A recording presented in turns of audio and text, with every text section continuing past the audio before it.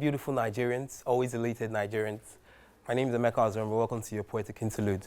And I'll be doing a poem called Way and the Tortoise. Your feet will not aroma the traces of my dust. Everywhere the hare said, like dews and gust, a nimble of hares to the conch of tortoises. But the hare replied, as blue as ivies and poises, and sure as the eastern sun rises to poise, I'll defeat you in this race, the tortoise voiced. Then Ewure laughed. Cheetahs, even for sport, are as fast as my feet, as the carapace and glut of fardel animals. How then is this wrought? Ever that the speed of a tortoise, dragging as a drought, competes to alacrity, I must gain some souvenir. And he put his emerald ruby on the line, bequeathed the tortoise do so also, which in time his tortoise shells of jaspers was he to forfeit. Before the next sun had dawned at morn, faster than the flicker of sheen, the tortoise was gone to the lady the fire dancer and sought for her help. He said, she whose feet never touches the ground but dances, she whose veil in fumes are found, I pray thee for help concerning my race. O fine lady of the forest, come to my grace, that I may beat the hare, Ewure, in the race. The fire dancer then said, the one who slew but did not know how to cut up was the son of Bende Uga Enyi. Whenever a fence is made, goats are unhappy.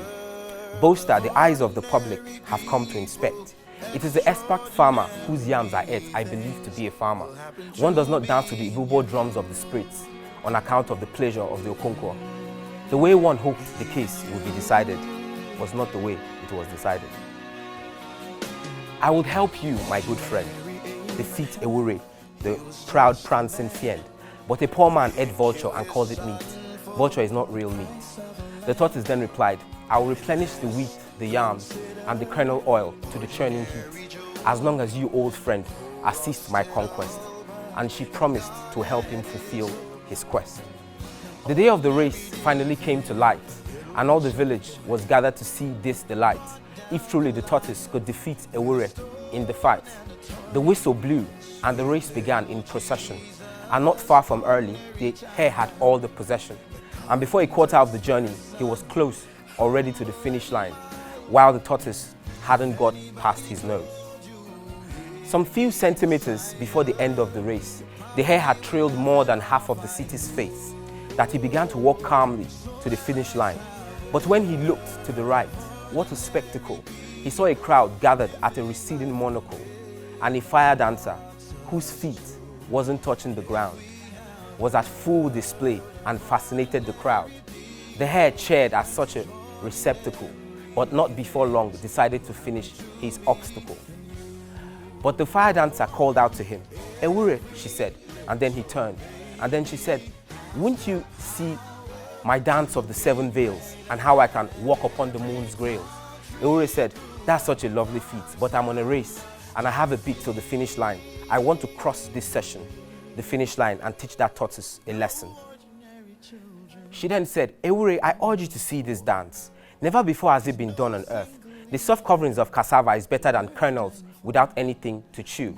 Cocoyam which breaks through the soil does so because someone covered it with earth.